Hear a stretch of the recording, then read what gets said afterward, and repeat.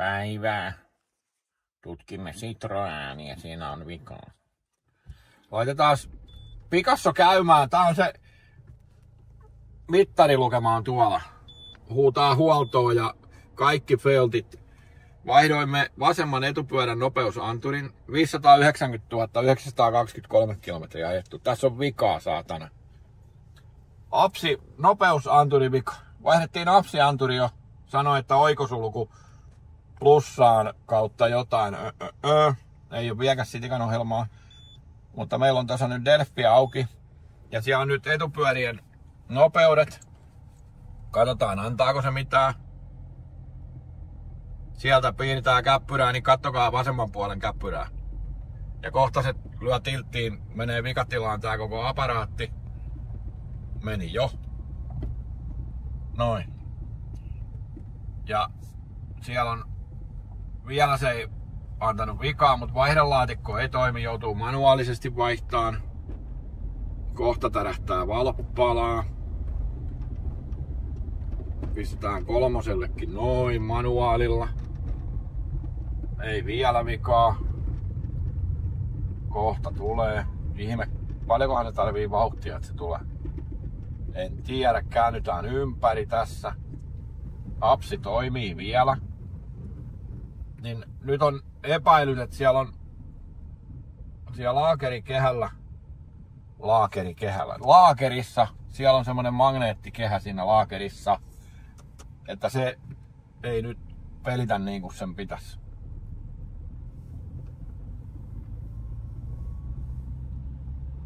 Niin kuin näkyy, niin ei vaihda, on automaatilla, joutuu läpsyistä vaihtaa. Noin nyt tuli, kun meni yli 30 vauhtiin. Nyt täräytti kaikki mahdolliset vikakoodit. Ja neloselle jos haluaa, niin pitää pistää vapaa. Ja sitten uudestaan. Kato, ei kerinnyt. Noin. Ei vieläkään vaihtanut. Liika vähän vauhtia.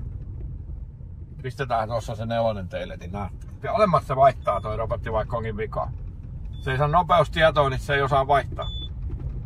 Eikä saa vaihtaa, se on niin rakennettu. Otetaan nyt vähän vauhtia ja noin ja sitten vapaalle. Ja sitten noin, niin se vaihtoi nelosen. Käyttää vapaalla, niin saa vaihdettua vaihteen, vaikka se on vikatilassa. Ihan tiedoksi teille, jolla tämmönen robotti on, niin sitä voi tollain vähän huijata. Ruvetaan lisätutkiin nyt, että mikä siellä, onko se laakeri vai onko siellä piuhassa vikaa vai missä se vika on. Mutta pyssätään tähän ja katsotaan tuolta tietokoneelta nyt se vikakoodi, mitä se antaa. Minä voin tässä näprätä tätä konetta, mennään tonne. Niin siellä on nyt, yhteysvirhe, yllätys. Peruutetaan vielä, otetaan sinne uusiksi yhteys. Se tosiaan tekee tommosen, se katsoo jo oskiloskoopillakin sitä, niin samanlaista ihmeellistä suttua tuossa, että pyöritettiin pyöriä. Tää johtuu nyt siitä, kun tänne mennään tietokoneella, niin etuvasen nopeusanturi poikkeama jatkuva. Eli nopeustieto on jotain muuta, mitä pitäisi olla.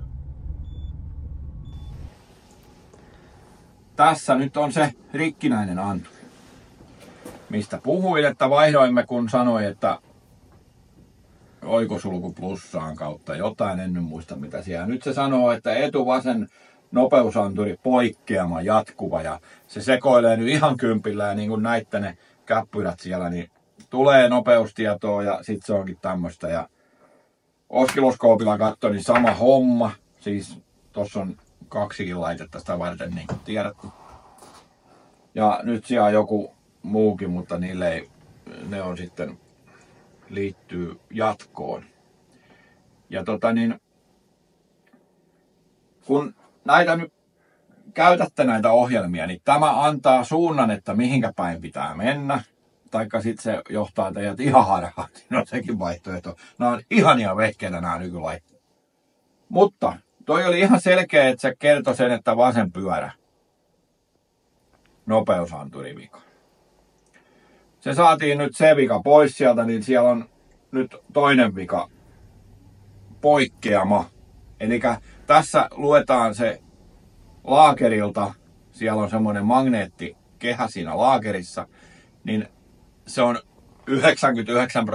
99% varma, että kun nyt on anturi vaihdettu ja tommonen vika, että se tulee ja menee se vika siinä tollain kummallisesti, niin se kehä on irti sieltä laakerilta. Se laakeri on tavallaan niin kuin paskana. Taikka laakeri ei välttämättä ole rikki, mutta se kehä liikkuu siellä. Niin mennään kattoon, onko mun väittämä totta. Noin. Ja tässä näkyy nyt sen apsianturin reikä.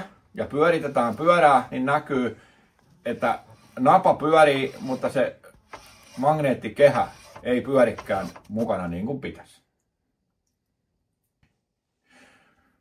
Näin. Siellä se vika lymyili.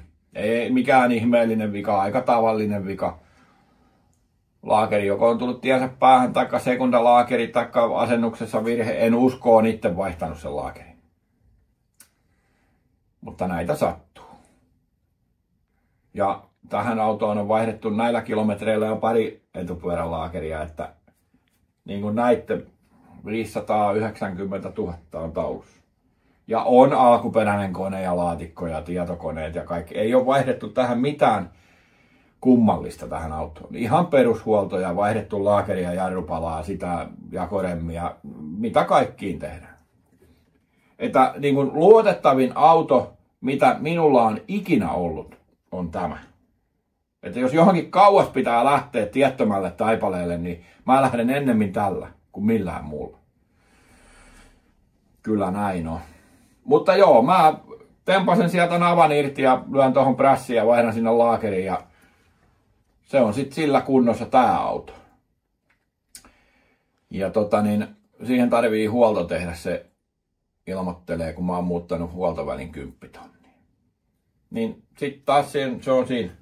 Tää on ajanut tässä nyt semmoista joka paikan höylän asiaa jo pitkään. Se on milloin kelläkin missäkin ajossa ja ei silloin niin väliä. Äsken se osui tuossa liukkaalla pihalla betoniseinään, kun ei mennyt käsijarru pois päältä ja mä lähdin ajaa, niin mutta ei sekään haittaa. Se on tienannut itsensä tää auto jo niin moneen kertaan, että jos siihen joku naarmu tulee johonkin, niin sehän on vaan komistus. Mutta tämmönen maailman eniten ajettu Citroën. Ei ihan, mutta ainakin Suomen eniten ajettu.